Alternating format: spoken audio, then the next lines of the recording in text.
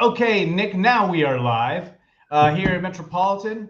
We are going to be talking about things that are always germane to the expat community, and one of them is staying in touch with our families, friends, and developing business around the world at a very economical rate. And conXhub is doing a fantastic job doing that. I was hoping you could talk to us about how business is going. I saw you place 57th in the elite 100 best new businesses in the UK. Yeah, thanks. It was good. To be honest, I hope for top 50, but easy come, easy go. Um, I I think the business in general is good. We have a solid customer base. We have, I guess, a particular business model that's starting to take shape over time. Uh, as you know, we started looking at it with specific use cases and driving the tech in a particular way. But on all journeys, there's a few lefts and a few rights, and all of a sudden things have changed somewhat. And I guess that means that we've started to realize how much what we do appeals to the carriers. Because when you look at the marketplace in general, and I guess our competition, which is voice over IP, that market is huge, like $150 billion every year, rising to $350 billion, depending on who you believe, by the end of the decade. And the carriers have a very small percentage of that and declining. And yet our tech provides exactly that. When you say the carriers have a small percentage of that, what do you mean by that? Well, so if we look at the 150 billion, again, this is rough and tough. Analysts have a slightly different view, but we average out at about 150 billion today. Carriers have, and again, analyst dependent, about 20% of that, and that's revenue. So that's revenue that is organized and billed via carriers with B2B customers, home users, and they take a chunk of that revenue, obviously, and that gets billed through a carrier. However, the profit that the carrier takes is really, really small and declining all the time. And as we know about the mobile phone market and the airtime market specifically, it grows steadily, but ARPU, revenue, that's revenue per user, for us as people, declines as everybody races to the bottom. And we provide something genuinely alternative to that to carriers, I guess. And that's a business direction we want to pursue now, which is interesting because we get different views from different carriers. We found that carriers in the Middle East and Africa and the Far East, for example, are much more willing to discuss new tech than, if you like, the old school carriers that are based in Europe, for example. So what is so special about the Middle East and Africa? Well, I think that an entrepreneurial spirit exists there. Very big, established, let's say, European carriers for the moment. They're run like well-oiled machines. Everybody has a job, everybody has a place, everybody has something to do, and that job comes with responsibilities like a monthly number, whether it's a cost or a revenue or whatever, and everybody's focused on delivering that.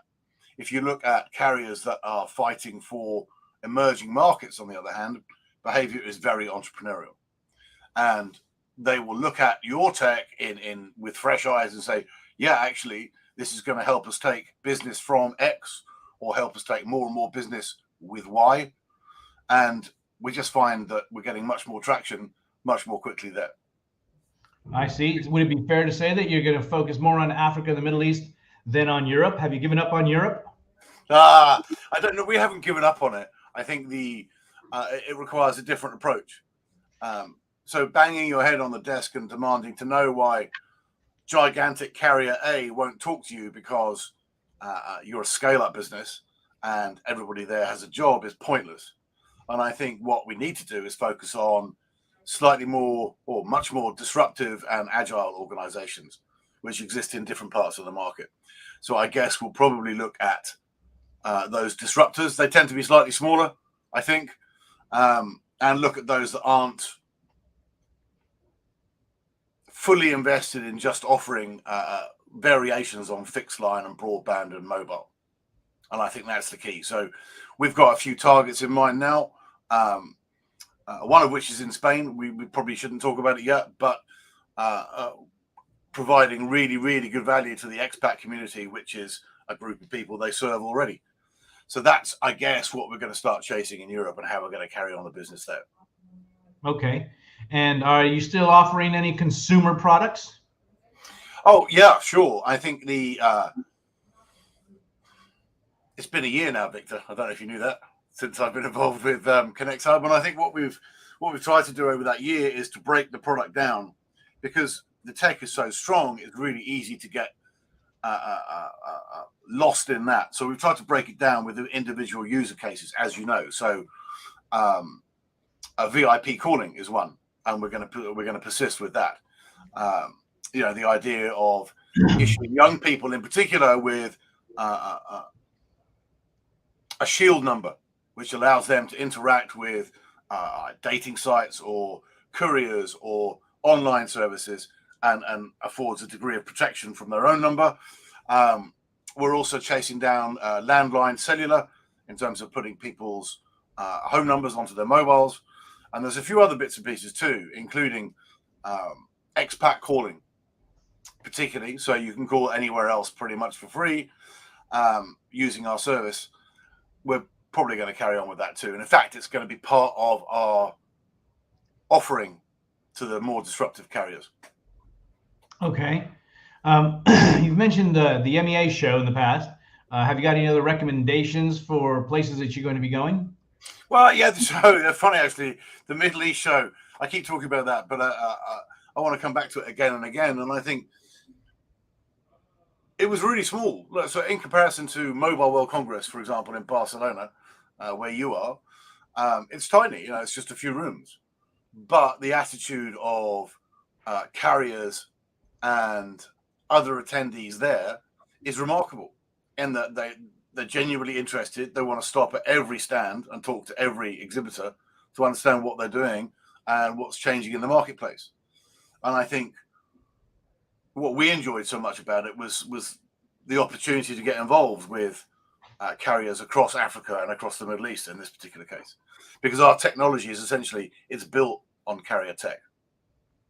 I see. And so what is it that you think is the most exciting part of conXhub business right now? Well, I think it's for me, what gets me going every time is the end user, the end user experience, if you like. We're just in the process of launching a new app. It's really, really good, really slick. It's got some quite old school design touches, which I like. And, the experience is super clean. You can call anywhere in the world using any number that's assigned to your phone, and all through this app. And I think for me, the most exciting thing is the future, i.e. taking what's in this app and offering it to large corporations and carriers to use as their own. I think that's really floating my boat at the moment, Victor. Well, that's pretty exciting. So we have technology that carriers could then avail themselves of, that would help them protect their profits and their share of what you started off talking about. Yeah, and I think that's a really interesting point, in that everyone's fighting for the same piece of business, essentially. And what we're trying to do is put forward this idea that actually carriers can fight for all that voice over IP revenue as well, rather than try and continue to flog the same horse with the current business model, which I agree, I understand is completely, is really important and raison d'etre. But if someone was to offer you another plate of food and say, there's only one fork digging into this, do you fancy? Then I think that encapsulates what we're offering. Okay. So tell us a little bit more about yourself, Nick. Where do you come from? Oh, so I'm calling now. I'm dialing in now from the West Country, the west of England, which is sandwiched between Bristol and a town called Cirencester. Remarkably, the sun's out. I'm just back from a festival. I took all the kids to a festival called Wilderness, which is a pretty safe space for young people to run around and have a great time and experience that big festival vibe. And at the same time, it's not too bad for adults either, Victor. Pretty good. And so, yeah, and I think part of the joy of scale up an entrepreneurial business is being able to do that and not having a call from bosses and lords and masters that may be in the US or China demanding new and interesting analysis and cuts on data from afar. And I think that's part of the joy. Okay. What about you? How's things in Barcelona? Well, things here are hot. Is the weather still really toasty, right?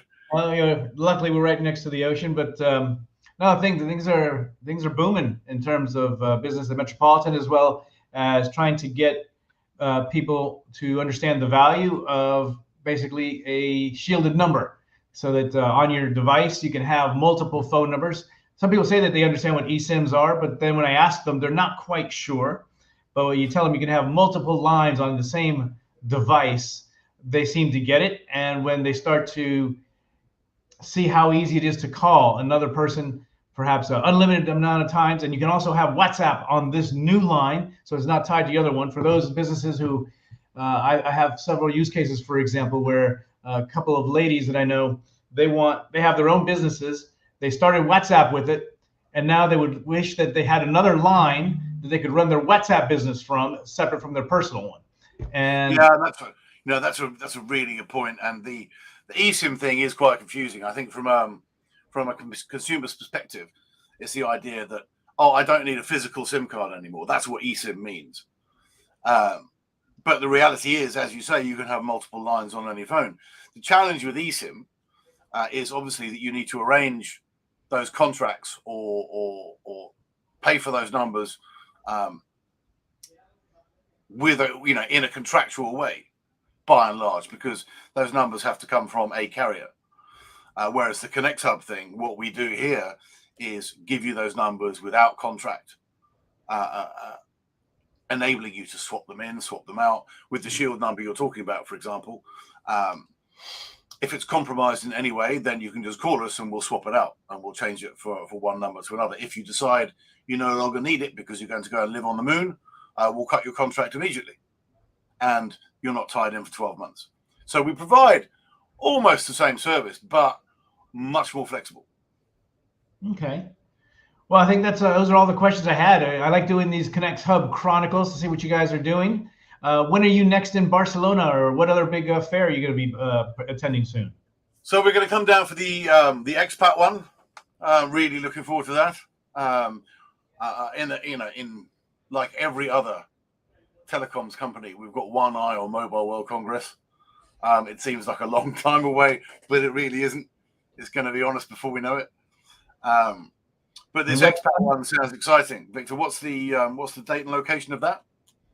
Well, it's the last week of October. I want to say the 28th this year. But there's also the Web Summit. Also is Lisbon. We'll do that too. That's going to be entertaining. We've got an alpha stand at the moment already organized, but we should be moving on for something bigger.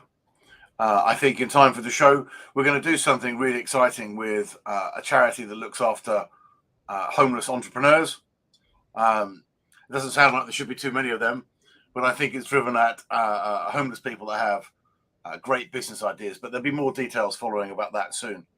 But I think we want to make a splash and we want to get involved. I think the beauty of Web Summit is majority of the companies there are startups or scale-ups. And the mindset is super entrepreneurial. Everybody's really into the idea. And I guess people that go to the show to maybe absorb the atmosphere and the tech on offer are very open to this idea of startup and scale-up business being credible. And that's obviously that's super important for us too. Okay.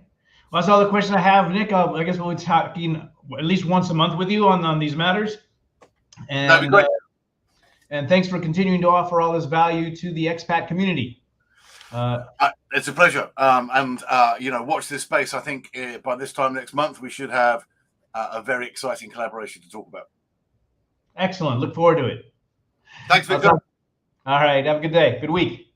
Take care.